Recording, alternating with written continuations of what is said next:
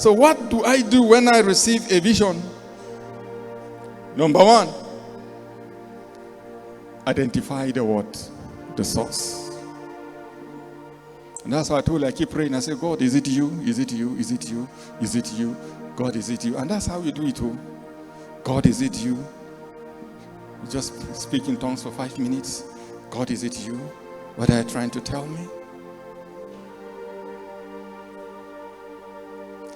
Then you correctly interpret the vision. Interpreting the vision is very important.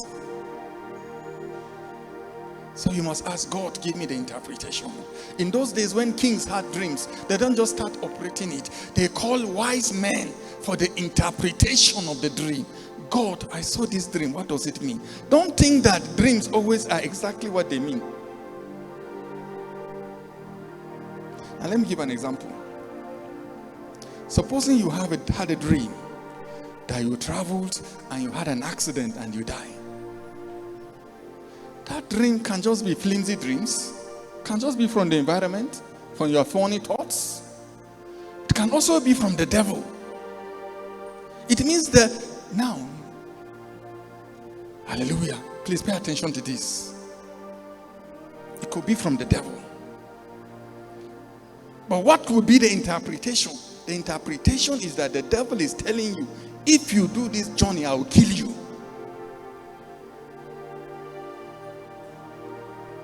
But it also be from God.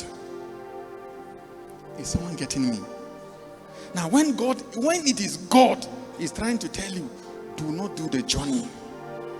But the devil, in other words, the journey is not profitable, don't go. If it is from God. But if it is from the devil, the journey is profitable. But the devil is giving the dream to scare you so that you don't go. Do you see? So understanding the dream is even more important than receiving the dream. Because some of you, there are blessings in the journey. And the devil saw that there is blessing in the journey. He now gave you a dream that if you travel, you will die. And you refuse to travel because you received a dream from the devil. Someone getting me? So if you understood the nature of the dream and said, this is from the devil, what are you supposed to do? Supposed to pray and still embark on the journey. Do you get it? Understanding dreams are very vital. What is God saying? Now, a sister came to me the other day. You know, she was in a relationship, they were about getting married. And she had a dream. And in the dream, someone, whatever it is, told her, quit the relationship, run away from your life. It is not the will of God. And she carried herself. Very powerful sister. I hope she's not watching me. And she went and met the guy and said, the Lord said to me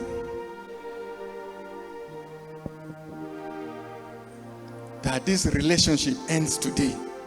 He says, sister, go and pray. Say, I had a vivid dream that this is not of God. Say, are you sure? Say, I'm sure. Say, fine. Since you say God, the guy went and started another relationship. Then after some prayer, the inner witness told her that this is not of God. And she went back to the guy. The guy said, I've already started another relationship. What do you want me to do?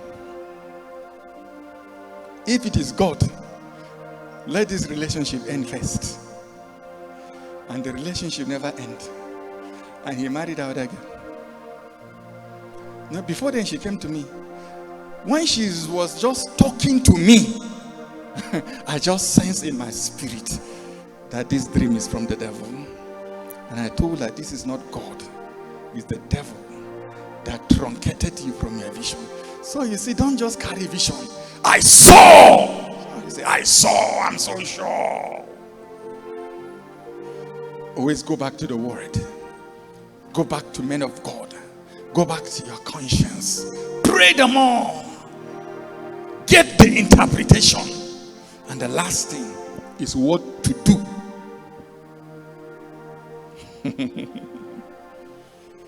There are some dreams when God gives you, He expects you to just pray about it. There are some He expects you to take actions. You must know what to do. Because sometimes God will give you a dream, but you don't know what to do about it. So you begin to take some drastic decisions. You know the interpretation, you know the source. It can be God, but what should you do about it?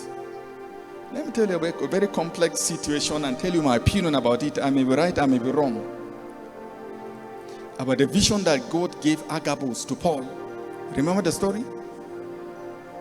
God gave him, I said, after the greatest revival Paul have experienced in his life, the Asia Minor revival centered in Ephesus. From there, he said he wants to go to Rome. You know the story? I must go to Rome. But he said, no, before going to Rome, I want to go to what? Jerusalem first. And a prophet of God came. He said, in Jerusalem, you'll be what? You'll be bound. And there was a witness of all the people there. Paul, don't go to Jerusalem. God has sent you to what? To Rome. You don't have to go to Jerusalem first. But do you know what Paul said? Even if I'm going to die, I must go to what? Jerusalem. I don't know whether it is God, but in my own understanding, his next mission field, because God already said, I send you to the what? To the Gentiles, not to the Jews. But he said, I am so passionate about what? The Jews. And you know that was the end of Paul's ministry. He actually went to Rome. But as a what? As a prisoner. And I believe all things work together for good. Because in the prison, God used him to do a different work. To write the epistles. Don't run with visions and dreams. Have understanding. Many of you, God will start speaking to you through dreams and visions. Most of you, the challenges of your life will begin to end. And the glory of God will begin to shine. Because God leads via instructions. He leads via instruction. And one of the instructions is stand on your feet and begin to pray in the Spirit.